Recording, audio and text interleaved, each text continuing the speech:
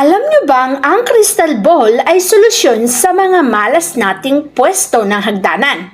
Crystal ball lamang ang ilagay mo dyan para sisip-sipin itong lahat ng kamalasan.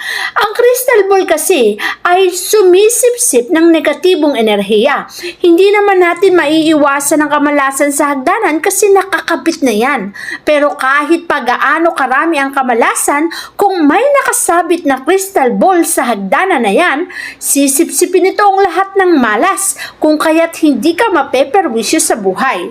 Huwag mo nang antayin na makapagbigay ito ng kamalasan. Solusyonan mo na ang pwesto ng iyong hagdanan. Kung ang pwesto nito ay nagdudulot ng kamalasan, magsabit ka lamang ng crystal ball. Sapagkat dahil may crystal ball, iiwas ka dito sa lahat ng kamalasan. Ang crystal ball ay nagsisilbing proteksyon para iiwas ka sa kamalasan.